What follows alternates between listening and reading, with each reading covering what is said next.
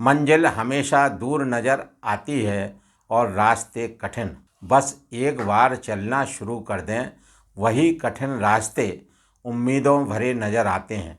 साथियों नमस्कार, मैं आर.एस. खरे अपने चैनल मातु पितृ ज्योतिष ज्ञान के माध्यम से आप सभी दर्शकों का हार्दिक अभिनंदन स्वागत करता हूं। इस वीडियो में हम ग्रहों के गोचर के आधार पर चर्चा करेंगे कि धनु राशि वाले जातकों का माह नवंबर 2024 उनके स्वास्थ्य के दृष्टिकोण से कैसा रहेगा, आर्थिक पक्ष कैसा रहेगा, भूमि भवन के बारे में समझेंगे, संतान शिक्षा के बारे में जानेंगे, दाम्पत्य जीवन कैसा रहेगा, भाग्य के बारे में समझेंगे, कैरियर कैसा रहेगा, क्या क्या लाभ हानियाँ परेशानियाँ धनु राशि वाले जातकों को नवंबर माह 2024 में देखने को मिलेंगी। इस वीडियो में इसी बात की विस्तार से चर्चा करेंगे। यह राशिफल चंद्र राशि पर आधारित है, इसे नाम राशि से भी देखा जा सकता है। माह प्रारंभ से ही कुंडली चार्ट में दिख रहे ग्रहों के गोचरों की स्थिति कुछ इस प्रकार है। धनु राशि वाले जातकों के तृतीय भाव में शनिदेव अपने मूल त्रिकोण राशि कुंभ राशि में गोचर कर रहे हैं। चतुर्थ भाव में मीन राशि में राहु देव का गोचर हो रहा है। छठवें भाव में वृषभ राशि में देवगुरु बृहस्पति गोचर कर रहे हैं। अष्टम भाव में कर्क राशि में मंगल देव का गोचर हो रहा है। दशम भाव में कन्या राशि में केतु देव गोचर कर रहे हैं। एकादश भाव में तुला राशि में सूर्य देव का गोचर हो रहा है और द्वादश भाव में वृश्चिक राशि में बुध देव और शुक्र देव गोचर कर रहे हैं। इन ग्रहों के गोचरीय प्रभाव एवं राशि परिवर्तन से धनु राशि वाले जातकों का माह नवंबर 2024 कैसा रहेगा, इसी को यहाँ विस्तार से समझने का प्रयास करेंगे। यहाँ पर मैं अपने दर्शकों से अनुरोध करता हूँ कि ग्रहों की गोचरी स्थिति को समझने के लिए वीडियो को अंत तक अवश्य देखें और वीडियो के अंत में दिए जा रहे उपायों को करके इस माह को और अधिक शुभ एवं अनुकूल बना सकते हैं। अब धनु राशि वाले जातकों के तृतीय भाव में शनिदेव गोचर कर रहे हैं। मूल त्रिकोण राशि में शनिदेव का गोचर हो रहा है, तो शनिदेव अपनी मूल त्रिकोण राशि में कुंभ राशि में गोचर कर रहे हैं, जो इनकी अति प्रिय राशि है। और यहाँ शनिदेव गोचर करते हुए शुभ फलों की वृद्धि करते हैं, शुभ फलों को देते हैं। धनु राशि वाले जातकों के तृतीय भाव में गोचर हो रहा है, तो साहस बल पराक्रम पुरुषार्थ में वृद्धि कराएंगे, क्योंकि शनिदेव महाराज स्थान बली होते हैं। जिस भाव में बैठते हैं उस भाव के कारकों, उस भाव की चीज़ों से लाभ देते हैं। और चूँकि यह साहस बल पराक्रम का भाव है, तो यहाँ पर आपका साहस बढ़ा चढ़ा रहेगा, पुरुषार्थ आपका अच्छा रहेगा, जिससे आपका कार्यस्थल मजबूत रहेगा, कार्यस्थल का विस्तार होगा और आप स्मार्ट वर्क करते हुए दिखेंगे। चूँकि 15 नवंबर 2024 से शनिदेव मार्गी हो रहे हैं, तो यहाँ पर शनिदेव आपको अच्छे फल देंगे। कुल मिलाकर शनिदेव का गोचर आपके लिए बेहद शानदार रहने वाला है। धनु राशि वाले जातकों के लिए ये द्वितीय भाव के स्वामी भी हैं, तो धन भाव के स्वामी होने से धन का संचय होगा, धन का आगमन होगा। यहाँ पर देवगुरु बृहस्पति छठवें भाव में गोचर कर रहे हैं। ये त्रक भाव है। यहाँ पर देवगुरु बृहस्पति का गोचर अशुभ माना गया है, लेकिन इनकी दृष्टियाँ अमृत तुल्य होती हैं। और यहाँ पर देवगुरु बृहस्पति नक्षत्र वाइज भी मृगशिरा और रोहिणी नक्षत्र में नवंबर माह में गोचर करेंगे। इन दोनों नक्षत्रों के स्वामी मंगल और चंद्रदेव हैं और देवगुरु बृहस्पति के परम मित्र हैं। अतः देवगुरु बृहस्पति अपने मित्रों के नक्षत्रों से गोचर करेंगे नवंबर माह में, तो धनु राशि वाले जातकों को बेहद शुभ फल देखने को मिलेंगे, क्योंकि धनु राशि के स्वामी ही स्वयं देवगुरु बृहस्पति हैं। धनु राशि धनु लग्न के स्वामी देवगुरु बृहस्पति हैं, तो यहाँ पर अपने घर को कोई खराब नहीं करता है, तो यहाँ पर देवगुरु बृहस्पति आपको अच्छे फल देंगे। इनकी 3 दृष्टियाँ होती हैं, पंचम दृष्टि, सप्तम दृष्टि और नवम दृष्टि। पंचम दृष्टि कैरियर भाव पर है, तो कैरियर की उन्नति होगी, आपका कार्यस्थल मजबूत होगा। यदि आप सरकारी नौकरी में हैं तो आपको पद प्रमोशन के लाभ मिलेंगे, वरिष्ठ अधिकारी जन आपसे प्रसन्न रहेंगे और आपके सहयोगी आपको मदद करते हुए दिखेंगे। चूँकि ये राजनीति से संबंधित भी भाव है, तो जो लोग राजनीति से संबंधित कार्य करते हैं उनको राजनीतिक कार्य में भी सफलता मिलने के योग बने हुए हैं। इसके बाद में देवगुरु बृहस्पति सप्तम दृष्टि से द्वादश भाव को देखेंगे। ये विदेश का भी भाव है, अनावश्यक व्यय का भी भाव है, कोर्ट कचहरी का भी भाव है और अस्पताल का भी भाव है। चूँकि इनकी त्रिक भाव 6वें भाव से दृष्टि सप्तम रहेगी द्वादश भाव पर, तो धनु राशि वाले जातकों का स्वास्थ्य पर, बीमारी पर, रोग पर खर्च हो सकता है। अतः धनु राशि वाले जातक अपने स्वास्थ्य का ध्यान रखें, योगा मेडिटेशन का ध्यान रखें और खान पान का ध्यान रखें। इसके बाद में देवगुरु बृहस्पति की नवम दृष्टि धन भाव पर होगी, तो यहाँ पर धन के आवक बनेंगे, धन पर्याप्त मात्रा में प्राप्त होता रहेगा और आर्थिक पक्ष मजबूत रहेगा, कुटुंबजन से संबंध मधुर बने रहेंगे। क्योंकि देवगुरु बृहस्पति 9 अक्टूबर से बकरी हो गए हैं, अतः इनका चेष्टा बल बढ़ गया है, तो अपने से एक घर पहले का भी फल देंगे, यानी पंचम भाव के कारकों का भी फल देंगे। और देवगुरु बृहस्पति 7 भावों को प्रभावित करेंगे, एक्टिवेट करेंगे। 7 भाव एक्टिवेट होंगे, जागृत होंगे और उन 7 भावों के कारकों से देवगुरु बृहस्पति के शुभ और अशुभ फल प्राप्त होंगे और वह शुभ और अशुभ फलों की प्राप्ति निर्भर करेगी धनु राशि वाले जातकों की लग्न कुंडली, जन्म कुंडली, कर्म कुंडली में देवगुरु बृहस्पति की स्थिति पर। यदि लग्न कुंडली में देवगुरु बृहस्पति शुभ हैं, अच्छे हैं, योग कारक हैं और अंश बल में मजबूत हैं, शुभ ग्रहों से दृष्ट हैं, शुभ भावों में बैठे हैं और धनु राशि वालों के लिए अच्छे हैं, अच्छी स्थिति में हैं, त्रिक भाव में नहीं है, तो यहाँ देवगुरु बृहस्पति गोचर में बेहद शुभ फल देंगे। यदि देवगुरु बृहस्पति धनु राशि वाले जातकों की लग्न कुंडली में कमज़ोर हैं, अस्त हैं, नीचस्थ हैं, तो यहाँ गोचर में देवगुरु बृहस्पति के आपको अशुभ फल अधिक मात्रा में प्राप्त होंगे। तो कुल मिलाकर देवगुरु बृहस्पति की गोचर स्थिति निर्भर करती है धनु राशि वाले जातकों की लग्न कुंडली में देवगुरु बृहस्पति की स्थिति पर। अब 5 भाव वो कौन से हैं जो जागृत होंगे? देवगुरु बृहस्पति 6वें भाव में बैठे हैं, तो एक भाव 6वां भाव हो गया।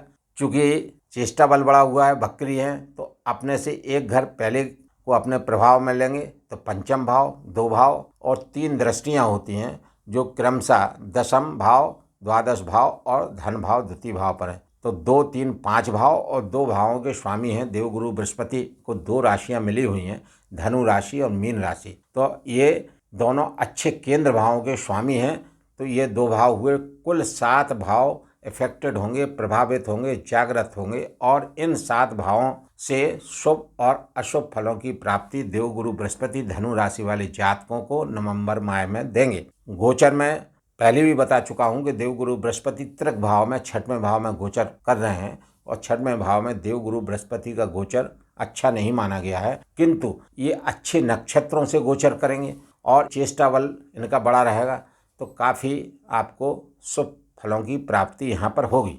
इसके बाद में देवगुरु बृहस्पति की 3 दृष्टियाँ, जैसे मैंने बताया, तो 3 दृष्टियाँ हैं और दृष्टियाँ देवगुरु बृहस्पति की अमृत तुल्य होती हैं। जिन भावों पर ये दृष्टिपात करते हैं उन भावों के कारकों से, चीज़ों से अधिकांशतः शुभ फलों की प्राप्ति जातक को होती है। अब यहाँ पर मंगल देव 8वें भाव में कर्क राशि में गोचर कर रहे हैं। यहाँ पर मंगल देव कमज़ोर है, मंगल देव की स्थिति अच्छी नहीं है और ये स्वामी किसके हैं? मंगल देव स्वामी हैं द्वादश भाव के और पंचम भाव के, जो कि त्रिकोण भाव है, लक्ष्मी भाव है, संतान शिक्षा का भाव है, प्रेम प्रसंग का भाव है। तो मंगल देव के आपको उपाय करना होंगे जो वीडियो के अंत में बताएंगे। यहाँ पर सूर्य देव भी एकादश भाव में गोचर कर रहे हैं और तुला राशि में गोचर कर रहे हैं और 16 नवंबर तक यहाँ तुला राशि में सूर्य देव का एकादश भाव में गोचर होगा। वैसे एकादश भाव में हर ग्रह शुभ फल देता है, सूर्य देव भी अच्छे फल देते हैं, लेकिन सूर्य देव यहाँ पर तुला राशि में होने से नीचस्थ की स्थिति में गोचर कर रहे हैं। अतः 16 नवंबर तक सूर्यदेव का गोचर आपके लिए अशुभ फलदायक रहेगा। सूर्यदेव यहाँ पर धनु राशि वाले जातकों के लिए कमजोर होते हुए नजर आ रहे हैं। 16 नवंबर के बाद में जब ये राशि परिवर्तन करके वृश्चिक राशि में द्वादश भाव में गोचर कर जाएंगे, तो यहाँ भी त्रिक भाव है, द्वादश भाव है, तो यहाँ पर भी आपको सूर्यदेव के सामान्य ही फल प्राप्त होंगे। कुल मिलाकर पूरे माह सूर्यदेव का गोचर धनु राशि वाले जातकों के लिए मिश्रित फलदायक रहेगा। आपको सूर्यदेव के उपाय करना होंगे। बुध देव शुक्र देव द्वादश भाव में गोचर कर रहे हैं वृश्चिक राशि में और देवगुरु बृहस्पति त्रिक स्थान में। बुध शुक्र की युति चूँकि द्वादश भाव में है, त्रिक भाव में है, तो यहाँ पर जो राजयोग बन रहा है वो राजयोग कितना प्रभावी रहेगा, वह बुध और शुक्र ग्रह की धनु राशि वाले जातकों की लग्न कुंडली पर निर्भर करेगा। यदि बुध की और शुक्र ग्रह की लग्न कुंडली में स्थिति अच्छी है, शुभ है, तो इस गोचर में बुध और शुक्र देव की युति के शुभ फल धनु राशि वाले जातकों को प्राप्त होंगे, क्योंकि शुक्र देव द्वादश भाव में गोचर करते हुए हमेशा अच्छे फल देते हैं। क्यों फल देते हैं अच्छे? काल पुरुष की कुंडली में द्वादश भाव में मीन राशि पड़ती है और मीन राशि में शुक्रदेव सदैव उच्च के रहते हैं। अतः द्वादश भाव में जब भी शुक्रदेव गोचर करते हैं तो जातक को यहाँ शुक्रदेव के अच्छे शुभ फल प्राप्त होते हैं, शुभ परिणाम प्राप्त होते हैं। चूँकि यहाँ द्वादश भाव में गोचर कर रहे हैं तो यहाँ पर शुभ परिणाम ही देंगे। बुध शुक्र की युति बनने से लक्ष्मी नारायण योग भी बना हुआ है। इस योग से आपको विदेशों से धन के लाभ हो सकते हैं। शुक्र की चीज़ों से जो भी कार्य करेंगे, बुध की चीज़ों से जो भी कार्य करेंगे तो विदेशों से धन के लाभ आपको मिलते हैं। आपकी वाणी अच्छी रहेगी, व्यापार से धन के लाभ होने के बहुत अच्छे योग बने हुए हैं। यदि आप काउंसलर हैं, तर्क वितर्क के कार्य करते हैं, तार्किक क्षमता आपके अंदर बुद्धि देंगे तो इन कामों से भी आपको काफ़ी लाभ मिलेगा। उसके बाद में शुक्र की और देवगुरु बृहस्पति की समसप्तक दृष्टि पड़ रही है। सातवीं दृष्टि से शुक्रदेव गुरुदेव को देख रहे हैं और देवगुरु बृहस्पति सातवीं दृष्टि से शुक्रदेव को देख रहे हैं। तो आपस में परस्पर समसप्तक दृष्टि बनी हुई है, जिससे गज लक्ष्मी योग बना हुआ है। यानी धन का आगमन होना, सुख सौभाग्य का आगमन होना, नई नई चीज़ों का घर में प्रवेश होना, ऐसी सारी स्थितियाँ इस योग से बनती हैं। हालांकि ये योग दोनों तर्क भावों से बन रहे हैं, ये अशुभ भाव हैं, फिर भी यहाँ पर शुक्र देव की स्थिति अच्छी है और देवगुरु बृहस्पति भी वक्री हैं, तो 50% इफेक्ट अपना पंचम भाव में दे रहे हैं। अतः यहाँ पर इस योग से कुछ न कुछ शुभ फल धनु राशि वाले जातकों को अवश्य मिलेंगे। यहाँ पर मैं अपने प्रिय दर्शकों से विनम्र अनुरोध करता हूँ कि मेरे द्वारा अभी तक दी जा रही जानकारी अगर आपको अच्छी लगी हो, सटीक लगी हो, तो आप अपने मातु पितृ ज्योतिष ज्ञान चैनल को लाइक, सब्सक्राइब एवं शेयर करना ना भूलें। आप वीडियो को विस्तार से समझने का प्रयास करते हैं तो धनु राशि के स्वामी कौन है? देवगुरु बृहस्पति। और देवगुरु बृहस्पति को दो राशियां मिली हैं, धनु राशि, मीन राशि। यानी लगन के स्वामी, चतुर्थ भाव के स्वामी, लग्नेश चतुर्थेश होकर देवगुरु बृहस्पति का गोचर वृषभ राशि में छठवें भाव में हो रहा है। चूँकि ये बकरी हैं, जैसा मैं पूर्व में बता चुका हूँ, चेष्टा बल बढ़ा हुआ है, तो कई गुने परिणाम आपको ये देंगे।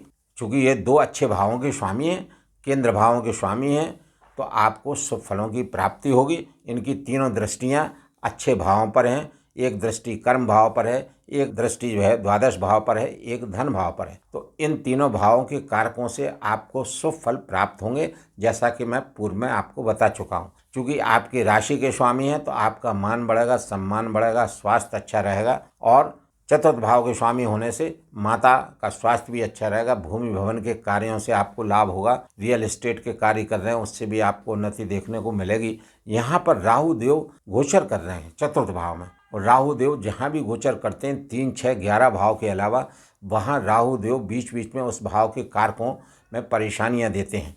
तो यहाँ चतुर्थ भाव में गोचर कर रहे हैं तो आपकी माता का स्वास्थ्य भी यहाँ प्रभावित कर सकते हैं। राहु की सप्तम दृष्टि आपके कर्म भाव पर है, जो ये आपका पिता का भी भाव है, तो आपके पिता का भी स्वास्थ्य प्रभावित हो सकता है। कैरियर में बीच बीच में आपको परेशानी देखने को मिल सकती है। अतः आपको राहुदेव के उपाय करना होंगे। उसके बाद में द्वितीय भाव के स्वामी और तृतीय भाव के स्वामी शनिदेव हैं। द्वितीय होकर शनिदेव अपनी मूल त्रिकोण राशि कुंभ राशि में विराजमान हैं और उच्च स्तरीय के फल दे रहे हैं। यानी आपके साहस, बल, पराक्रम, पुरुषार्थ में बेतहाशा वृद्धि देंगे, जिससे आप अनेक अच्छे से अच्छे कार्य कर पाएंगे, जिनके बारे में आपने कभी सोचा भी नहीं होगा, वैसे कार्य आप करेंगे। 15 नवंबर से चूँकि मार्गी हो रहे हैं तो इनकी स्थिति और बेहतर होगी, क्योंकि इनका पूरा फोकस तृतीय भाव पर रहेगा। जो लोग छुटपुट यात्राएं करते हैं उनसे लाभ मिलने के योग भी बनते हैं। छोटे भाई बहनों से सहयोग मिलेगा। छोटे भाई बहनों को आप भी सहयोग कर सकते हैं। इसके बाद में मंगल देव पंचम भाव के स्वामी और द्वादश भाव के स्वामी होकर अष्टम भाव में कर्क राशि में गोचर कर रहे हैं। नीचस्थ स्थिति है मंगल देव की, तो आपको क्या करना पड़ेगा? मंगल देव के उपाय करना पड़ेंगे। और पंचम भाव संतान का भाव है, शिक्षा का भाव है, तो यहाँ पर शिक्षा में मन नहीं लगेगा, बच्चों का पढ़ाई में मन नहीं लगेगा।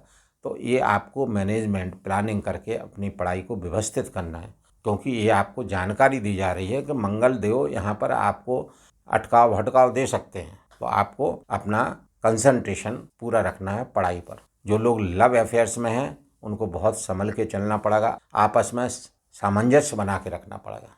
इसके बाद भी चूँकि अष्टम भाव में मंगल का गोचर अच्छा नहीं माना गया है तो आपको मंगल देव के उपाय करना पड़ेंगे। शुक्र देव छठवें भाव के स्वामी हैं, लाभ भाव के स्वामी हैं। षष्ठेश एवं एकादशेश होकर शुक्र देव का गोचर द्वादश भाव में हो रहा है। बेहद शानदार स्थिति है। इस शुक्र देव के बारे में मैं पूर्व में भी आपको बता चुका हूँ कि पूरे माह अच्छे फल शुक्र देव से मिलेंगे, क्योंकि 6 नवंबर तक शुक्र देव द्वादश भाव में गोचर करेंगे। 7 नवंबर को ये ट्रांजिट करके आपकी राशि में आ जाएंगे, केंद्र भाव में आ जाएंगे। तो आप तो शुक्र देव से आपको बेहद लाभ प्राप्त होंगे, आपका मन प्रसन्न रहेगा, आप क्रिएटिव कार्य करेंगे। उसके बाद में सप्तम भाव के स्वामी बुध देव है और दशम, दो केंद्र भाव के स्वामी सप्तमेश दशमेश होकर बुध देव का गोचर द्वादश भाव में हो रहा है। तो चूंकि त्रिक भाव में गोचर हो रहा बुध देव का, तो यहाँ पर बुध देव थोड़े से कमज़ोर हैं, तो बुध देव के उपाय करना पड़ेंगे। लेकिन बुध देव शुक्र देव के मित्र हैं और शुक्र देव के साथ में युति बनाकर बुध देव को बल प्राप्त हो रहा और बुध देव भी यहाँ पर आपको अच्छे फल देते हुए दिखेंगे। लेकिन फिर भी त्रिक भाव में गोचर है तो आपको बुध देव के उपाय करना होंगे। यहाँ पर आपका कैरियर ठीक रहेगा, आपका रोजगार अच्छा चलेगा। स्पाउस के स्वास्थ्य का आपको थोड़ा सा ध्यान रखना पड़ेगा, आपको आपस में सामंजस्य भी बना के रखना पड़ेगा। उसके बाद में सूर्यदेव भाग्य स्थान के स्वामी होकर लाभ स्थान में बैठे हैं। स्थिति बहुत अच्छी है, लेकिन तुला राशि में होने से नीचस्थ स्थिति में गोचर कर रहे हैं और यहाँ पर सूर्यदेव नीचस्थ होने की वजह से कमजोर हो रहे हैं।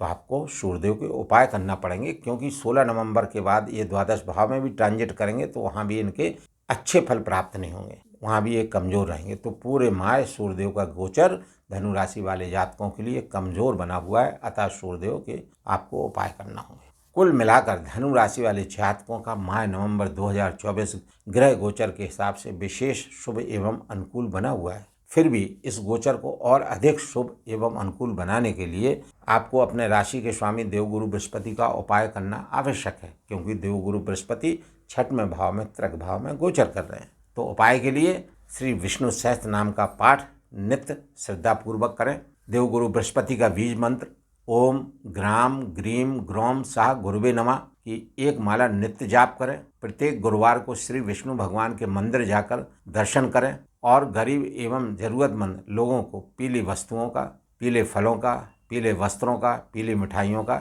यथाशक्ति दान करें। बुध देव द्वादश भाव में गोचर कर रहे हैं और दो महत्वपूर्ण भावों के स्वामी हैं, अतः बुध का बीज मंत्र ओम ब्राम ब्रीम ब्रोम सा बुधाय नमः मंत्र का जाप एक माला नित्य करें और साबुत मूंग का दान प्रत्येक बुधवार को करें। गाय को हरी घास खिलाएं। चूँकि मंगल अष्टम भावगत हैं और नीचस्थ हैं, तो आप मंगल देव के भी उपाय करें। मंगल देव के उपाय के लिए श्री हनुमान चालीसा का पाठ नित्य करें। श्री हनुमान जी महाराज की पूजा आराधना उपासना किसी भी रूप में करें और मंगल देव का बीज मंत्र ओम अंग अंगारकाय नमः मंत्र का जाप एक माला नित्य करें। सूर्यदेव चूँकि एकादश भाव में नीचस्थ है 16 नवंबर तक, फिर द्वादश भाव में भी गोचर करेंगे। जैसा कि मैंने पूर्व में बताया, तो प्रातःकाल सूर्योदय के बाद सूर्यदेव को जल अर्घ्य देवें एवं सूर्यदेव का बीज मंत्र ओम घृणी सूर्याय नमः का जाप एक माला प्रातःकाल नित्य करें। राहु देव के लिए प्रातःकाल और सायंकाल शाम सदाशिव मंत्र जाप की एक माला नित्य करें और सूर्यास्त के बाद रात्रि तक किसी भी समय राहु के बीज मंत्र ओम राम राहवे नमः का जाप एक माला नित्य करें। बताए गए इन उपायों में से कुछ भी उपाय धनु राशि वाले जातक करते हैं तो धनु राशि वाले जातकों का माह नवंबर 2024 और अधिक शुभ एवं अनुकूल व्यतीत होगा। प्रिय दर्शकों, यदि मेरे द्वारा इस वीडियो में दी गई जानकारी सटीक लगी हो तो कृपया आप अपने मात पित्त ज्योतिष ज्ञान चैनल को लाइक, सब्सक्राइब एवं शेयर करना न भूलें। धन्यवाद।